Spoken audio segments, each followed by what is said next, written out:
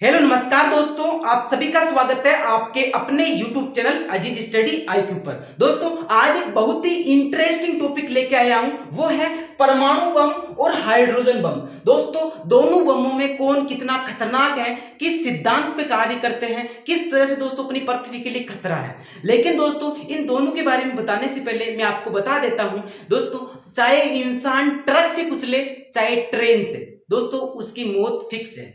ठीक इसी प्रकार से दोस्तों, चाहे पृथ्वी पर परमाणु बम से हमला हो रहा हो या हाइड्रोजन बम से हमला हो रहा हो, दोस्तों इस पृथ्वी की मौत फिक्स है। दोस्तों दोनों ही पृथ्वी के लिए विनाशकारी है, लेकिन दोस्तों इन दोनों की अगर तुलना की जाए तो कौन कितना पावरफुल है, इसके बारे में आप यहाँ पे समझिएगा। दोस्तों परमाणु बम का अपनी पृथ्वी पे एक बार हमला हो चुका है, हिरोशिमा और नागासाकी पे। दोस्तों आप लोग देख पा रहे होंगे कि जापान के दो शहर हिरोशिमा और नागासाकी पर इसका प्रकोप आज भी देखने को मिलता है। आज भी वहां पर दोस्तों लंगड़े लुल्ले पैदा हो रहे हैं, किसी आंख नहीं है, किसी की कान नहीं है, वनस्पति भी दोस्तों बहुत खराब वहां पे पैदा हो रही है, आम की गुट्टी नहीं मिलती कई बार, और दोस्तों पत्ते कटे हुए मिलते हैं। इसका प्रकोप आज भी देखने को मिलता है। लेकिन दोस्तों हाइड्रोजन का हमला अभी तक कभी किसी पे नहीं हुआ है। तो यहाँ पर दोस्तों बात करते हैं परमाणु बम की, तो ये नाभिकीय विखंडन पर कार्य करता है। किस पर? नाभिकीय विखंडन पर। दोस्तों इस कुदरत में ऐसे ऐसे पदार्थ है जैसे यूरेनियम, थ्योरियम, रेडियम और दोस्तों प्लूटोनियम, ऐसे ऐसे रेडियो एक्टिव पदार्थ होते हैं जो स्वतः विघटित तो होते ही है, लेकिन दोस्तों उनके विघटन से ऊर्जा बनती है। पृथ्वी पर ऐसे ऐसे मटेरियल है जिसकी एक मुट्ठी से, दोस्तों एक मुट्ठी से इतनी ऊर्जा बनाई जा सकती है जितनी की एक ट्रक कोयले से बना सकते हैं। यूरेनियम की एक मुट्ठी से दोस्तों बहुत सारी ऊर्जा उत्पन्न की जा सकती है। तो दोस्तों जो नाभिकीय विखंडन है, इसमें क्या होता है, एक बहुत भारी नाभिक होता है, यानी कि पदार्थों के टूटने से ऊर्जा बनती है। और दोस्तों इसको साइंटिफिक मेथड से अगर बना दिया जाए एक अभिक्रिया के माध्यम से कि वो मैक्सिमम एक्सप्लोजिव बन जाए, अधिकतर सीमा तक एक्सप्लोड कर दे, यानी कि वो विस्फोट करे, तो उसको बोल देते हैं अपन परमाणु बम। इसमें क्या होता है दोस्तों, भारी नाभिक टूटते हैं, टूटने का उनसे रेडिएशंस भी निकलती है, यानी कि इसमें टूट करके दूर दूर कण भागते हैं, यानी कि एक पदार्थ टूट करके ऊर्जा देता है बहुत सारी, और उससे कई सारी किरणें निकलती है, अल्फा बीटा गामा, जो कि बहुत ही खतरनाक होती है। इससे दोस्तों जो ऊर्जा निकलती है वो इतनी खतरनाक नहीं होती जितनी कि इससे किरणें निकलती है। एक्चुअल में ये एक प्रकार का प्रदूषण है, जो कि अल्फा बीटा का, यानी कोरोना से भी छोटी छोटी किरणें आएगी और आपके शरीर को इस तरह से भेज देगी, जैसे आप अपने हाथ से अगर अपनी जो बॉडी ऐसे खींचोगे ना तो बॉडी हाथ में आ जाएगी, यानी कि आपके शरीर को इतना कमजोर कर देगी, आपके गले को कमजोर कर देगी। ऐसी किरणें छोड़ता है कौन?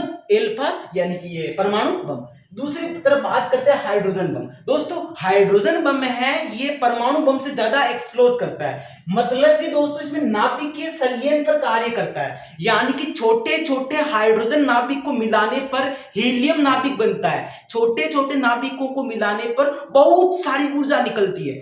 परमाणु बम से ज्यादा मात्रा में ऊर्जा कौन देता है? Hydrogen bomb. इससे कम से कम 1000 गुना ज्यादा ऊर्जा देता है। परमाणु बम से 1000 गुना ज्यादा ऊर्जा कौन देता है? Hydrogen bomb. लेकिन दोस्तों इसमें खतरा कम इस कारण से हो जाता है कि इसमें रेडिएशंस नहीं निकलते हैं, यानी कि दोस्तों ये अगर 1 किलोमीटर तक ब्लास्ट करेगा तो ये 1000 किलोमीटर तक करेगा।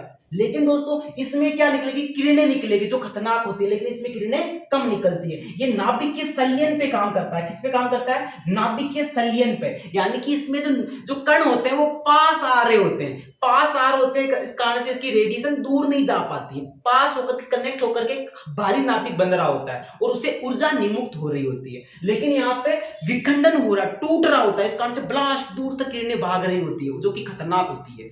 तो ये नाभिक के संलयन पे काम करता है। दोस्तों इसको ब्लास्ट कराने के लिए तापमान की ज्यादा जरूरत नहीं पड़ती है, लेकिन दोस्तों इस चोटा को, इस हाइड्रोजन बम को ब्लास्ट कराने के लिए पहले परमाणु बम फोड़ना पड़ता है। कौन सा बम? परमाणु बम, यानी कि उच्च तापमान की जरूरत होती है। तकरीबन 4000 डिग्री सेंटीग्रेड तापमान की जरूरत पड़ती है एक हाइड्रोजन बम को ब्लास्ट कराने के लिए। दोस्तों सोचिएगा आप एक बार कि दोस्तों आपका जो पानी है वो 100 डिग्री सेंटीग्रेड पर उबलता है, कितना तापमान होता है जब पानी उबलता है, और दोस्तों चोटा कितना जा रहा है? ये 4000 डिग्री सेंटीग्रेड तक जा रहा है, तब ये ब्लास्ट होगा। तो सोचो दोस्तों कि जिसको ब्लास्ट कराने के लिए इतना तापमान चाहिए वो कितना घातक होगा। तो ये घातक तो यही है, लेकिन दोस्तों इसको ब्लास्ट करने पर पता नहीं क्या होगा, वो मेरे को नहीं पता।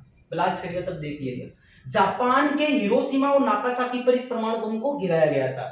कब गिराया था? 1945 में, जब जापान अपने आप को सरेंडर नहीं कर रहा था तो इसको वहां पे गिराया था। दोस्तों इसका नतीजा आज भी आप देख रहे हो, वहां पे दोस्तों कई सारे भूकंप नोट किए जाते हैं। तकरीबन तकरीबन एक दिन के अंदर जापान में 17 भूकंप नोट किए जाते हैं। 17 भूकंप। दोस्तों कुछ भूकंप विनाशकारी होते हैं, लेकिन कुछ भूकंप ऐसे होते हैं जो विनाश नहीं करते हैं। तो जापान पे दोस्तों आज भी इसका प्रकोप देखने को मिलता है, लेकिन दोस्तों इसका कभी भी कहीं पे दागा नहीं गया, इस कारण से इसका भी प्रकोप कहीं दिखा नहीं है।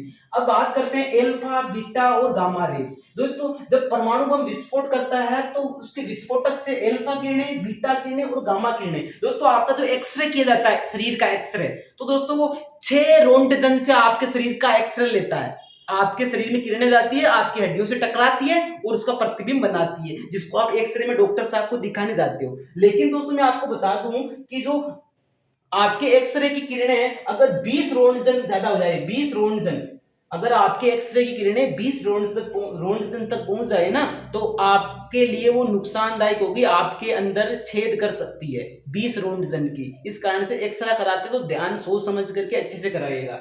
तो ज्यादा एक्सरे भी कराना नुकसानदायक होता है। कम से कम जिंदगी में 2-3 बार एक्सरे कराएगा, ज्यादा कराओगे तो बहुत नुकसानदायक होता है। एक्सरे से भी बीमारियां होती है, उसमें 6 रोंटगन का होता है। लेकिन दोस्तों अगर 20 रोंटगन से ऊपर चले जाए तो आपके छेद हो सकते हैं। लेकिन दोस्तों ये परमाणु बम जब विस्फोट होता है तो बताऊं कितने रोंटगन की होती है? तो वो 150 रोंटगन की, 150 रोंटगन की क्षमता का एक्सरे किरण निकालता है। 150, ये दोस्तों आपकी हड्डियों को छेद देता है। तो क्या होता है जब एक्सरे किरण निकलती है तो क्या होता है, जब एक्सरे किरण आती है तो आपके शरीर को बेचती है, तो आपकी त्वचा को तो पहले जला देती है, हड्डियां होती है, हड्डियों में भी छेद कर देती है एक्सरे किरण, इतनी घातक होती है। अब बीटा है, एल्फा रे इसको एक्सरे बोलते हैं, और ये बीटा है। बीटा रे दोस्तों ये भी बहुत घातक होती है, ये इससे भी दुगुनी होती है, इसकी भेदन क्षमता इससे ज्यादा होती है। तो ये दूर तक जाती है, ये कम दूरी तक जाती है, लेकिन ये बहुत दूरी तक जाती है, यानी कि कम से कम ये 20-30 किलोमीटर तक चली जाती है। गामा रे दोस्तों इससे भी खतरनाक होती है, ये इससे भी दूर जाती है। दोस्तों खतरनाक के मामले देखो तो ये खतरनाक है, फिर ये खतरनाक है, फिर ये खतरनाक है। लेकिन दोस्तों दूर कौन जाती है? तो सबसे दूर ये जाती है, फिर उससे कम, फिर उससे कम। अगर निकट वाले है तो एल्फा किरण से वो छिटिया आएंगे, फिर थोड़ा निकट है तो बीटा किरण से, और बहुत दूर है तो गामा किरण से छिटिया जाएंगे। तकरीबन 30-40 किलोमीटर तक नुकसान होगा। ये ठीक वैसे अगर दिल्ली में विस्फोट होता है तो आपको हरियाणा में इसका विस्फोट देखने को मिलेगा, वहां पर भी लोगों की तबाही होती है। अगर दोस्तों इस रिजल्ट की बात करें तो परमाणु बम से अगर बात करें तो परमाणु बम में दोस्तों यहाँ पर तकरीबन 20 किलोमीटर के एरिया में 90% आबादी दोस्तों खत्म हो चुकी थी, और दोस्तों केवल 10% बची थी। और दोस्तों 10% बची थी, ये बहुत ही खतरनाक हालात में बची थी, और इनका जीवन जीना मुश्किल हो गया, क्योंकि किसी की चल रही नहीं थी, किसी का चेहरा खराब हो गया था, बहुत हालात खराब हो गई थी। तो दोस्तों जो मर जाते हैं परमाणु हमले में उनकी जिंदगी तो सुधर जाती है, लेकिन जो बच जाते हैं उनकी जिंदगी नरक बन जाती है। क्योंकि दोस्तों आप भी सोचो दोस्तों, कोई रेडिएशन से जला हुआ इंसान होगा, वो कैसे सर्वाइव करेगा? अब बात करते हैं दोस्तों, इससे ज्यादा प्रदूषण नहीं होता है। हाइड्रोजन बम में कण 5 आर होते हैं, इस कारण से इससे नुकसान तो बहुत ज्यादा होता है, लेकिन इसमें रेडिएशन का इतना ज्यादा खतरा नहीं होता है। इसमें दोस्तों ये तुलनात्मक रूप से कम ऊर्जा देता है इसकी तुलना में, लेकिन ये बहुत अधिक ऊर्जा देता है। अगर दोस्तों ब्लास्ट के मामले में बात करें तो ये ज्यादा खतरनाक है, हाइड्रोजन बम बहुत ही ज्यादा खतरनाक है। और दोनों की तुलना करें तो एक्चुअल में दोनों ही खतरनाक है, लेकिन दोस्तों दोनों की तुलना करें तो ये जो है हाइड्रोजन बम ये ज्यादा ब्लास्ट करता है, ज्यादा आग के मामले में ज्यादा। दोस्तों सूर्य में जो किरणें, जो सूरज जो बन रहा है, सूरज के अंदर जो सूरज बहुत विशाल गोला है जो जल रहा है दोस्तों, उसमें ये हाइड्रोजन बम वाली क्रिया हो रही है। हाइड्रोजन बम में दोस्तों ये सूरज का ही 2 कॉपी है। ऐसे मान लो कि सूरज है पृथ्वी से टकरा रहा है, यानी कि दोस्तों हाइड्रोजन बम का मतलब है कि सूरज पृथ्वी से टकरा रहा है, और दोस्तों परमाणु बम का मतलब है कि सूरज का एक टुकड़ा पृथ्वी से टकराया, लेकिन उससे खतरनाक प्रकार के वायरस निकल रहे हैं जो हर इंसान को मार रहा है। तो दोस्तों दोनों ही छोटे खतरनाक है, ये पृथ्वी के लिए नुकसानदायक है। कभी भी किसी देश को हम हाथ जोड़ के निवेदन करते हैं, कभी भी कोई भी देश किसी भी देश पर, चाहे वो कितना भी दुश्मन हो, उस पर परमाणु हमला ना करे, अपने पास में बना करके रखे और खेलते रहे। उनको डाल देंगे लेकिन डरा देना, लेकिन डालना मत। सो आज के लिए इतना ही, मिलेंगे नेक्स्ट वीडियो में, तब तक के लिए जय हिंद, टेक केयर, बाय बाय। मुस्कुराते रहिए, हंसते रहिए, मेरे को मत